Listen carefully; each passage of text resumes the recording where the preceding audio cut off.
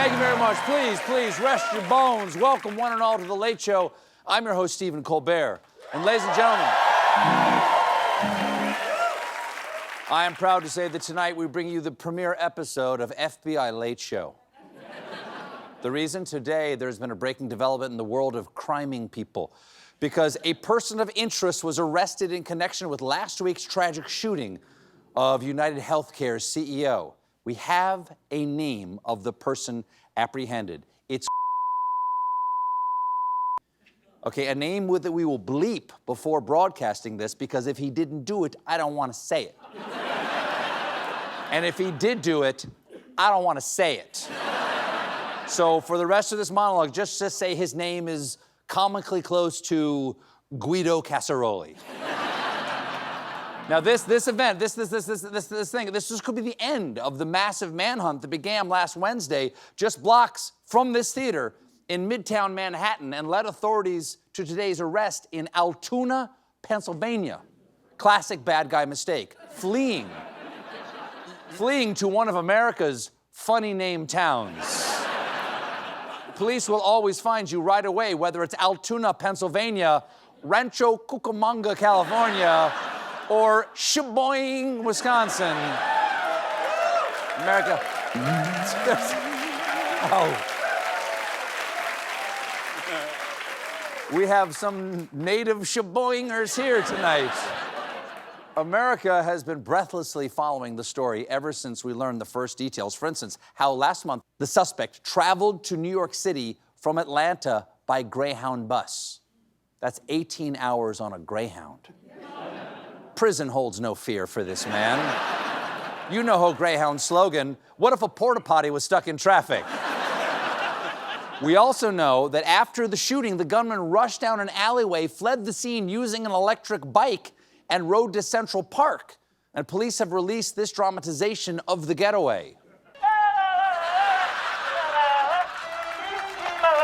Now, they get him? That's how they caught him. Under the radar, I think that is.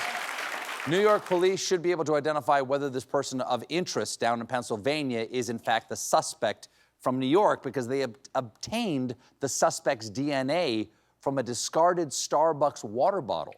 They also found a discarded latte from the murder suspect, which was labeled Mordor Sauce Pack.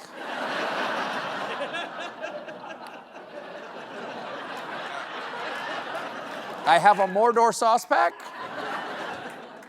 This story started tragic, and then it very quickly added weird because when authorities initially released security photos of the suspect, the internet reaction was swift and horny. And this guy they caught down in Pennsylvania, Vinny Rigatoni, he's got social media, and we've been able to see it, and holy happy trail, bad man. You know that guy's Italian because you could grate Parmesan on those abs. And we will have more on the story if that happens. There's also breaking news from the Middle East. Yesterday, rebel forces overthrew the Syrian government, putting an end to the regime of Bashar al-Assad. Assad, famously just awful. He was accused of dropping bombs and using chemical weapons on his own people. So it's no surprise that after he fled to Moscow, those people took to the streets, joyfully riding a torn-down statue of Assad's father like a parade float. Pride Month is different there. Okay?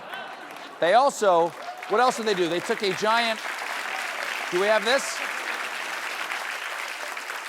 They also took a giant bust of Assad's father and left it in a dumpster.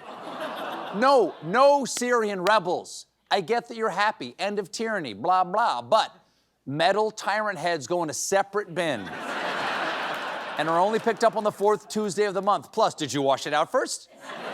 Because if there's any peanut butter still in there, they will not take it. So, the bloodthirsty dictator is gone and the people of Syria have been liberated. That's good news.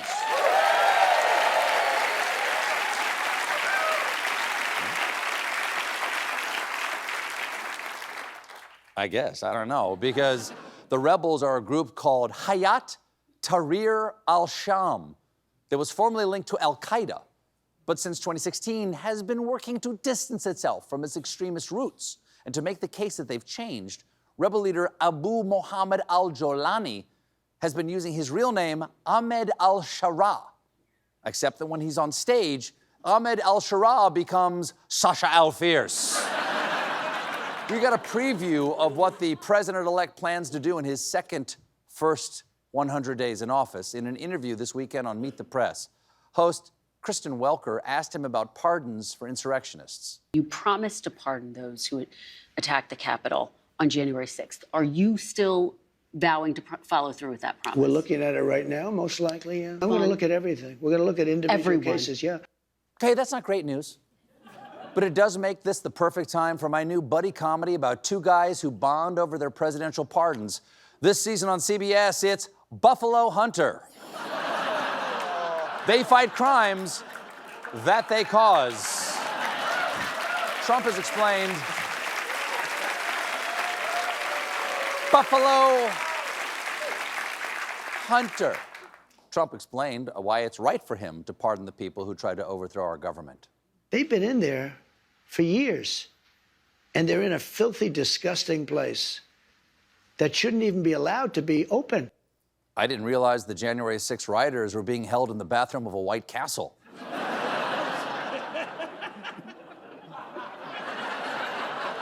But Trump doesn't just want to pardon criminals who attacked our government. He also wants to arrest the people who investigated the crime, because here's what he said about the January 6th committee. Cheney did something that's inexcusable, along with Thompson and the people on the unselect committee of political thugs and, creeps. I think those people committed a major crime. Sir? For what they did, Yeah. honestly, they should go to jail. Nothing to see here, folks. He just wants to jail his political opponents. But hey, on the bright side, 13 years from now, maybe rebels will be taking a fun sleigh ride on a statue of him. Trump was also, don't know. Or maybe it'll be great. Maybe it'll be great. Trump was also asked about his plan to impose a 25% tariff on imports. Economists of all stripes say that ultimately consumers pay the price of tariffs. I don't believe Can it. you guarantee American families won't pay more? I can't guarantee anything. I can't guarantee tomorrow. Not exactly what you want to hear from the guy who's about to have the nuclear codes. It's like your heart surgeon saying, before I put you under, you should know, I can't guarantee tomorrow. I mean, it's pretty tense in there, and it's hard to fight the urge to squeeze your ticker like a stress ball. Makes a funny noise. Trump also traveled to France for the reopening of Notre Dame Cathedral just 5 years after its devastating fire. I'm surprised they would let Trump visit a cathedral that just burned down, because if he gets too close to the holy water, he's going to burst into flames. On the trip, you drive that? You drive that? You drive it? Yeah, I got a little thing there, On the trip, Trump met with French President Emmanuel Macron, and they shared this very interesting handshake. There you go, there you go. Does he not know how handshakes work? Put her there, pal. There you go, there. Time for a hug, bring it in.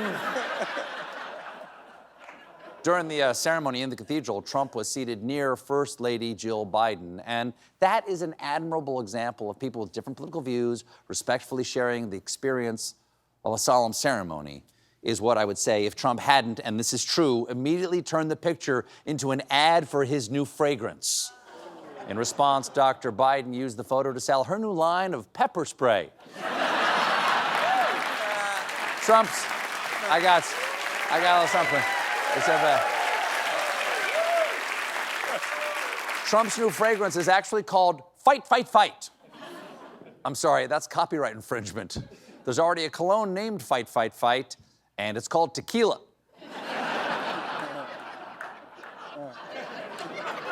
The ad is captioned, "A fragrance your enemies can't resist." Yes, the best way to defeat your enemies is with smell. Reminds me of this moment from The Lord of the Rings. You have my sword. And you have my bow. And my axe. There you go. Sad news. I gotta.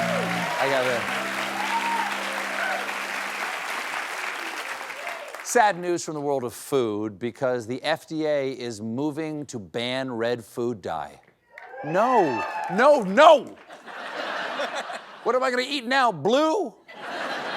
It looks so cold. I wanna eat something that looks warm and/or cherry. This new declaration is gonna affect a lot of food because Red 3 is in nearly 3,000 food products, including Pez, Peeps, and Double Bubble chewing gum. I would just like to say, FDA, you can't take away our food dye, for this is America. We fought and died for these freedoms. That's why we enshrine certain colors on our flag. Red symbolizes raspberry, and the blue symbolizes blue raspberry, and the white, razzleberry. We got a great show for you tonight. My guest is Billy Crystal. But when we come back, meanwhile, join us, won't you?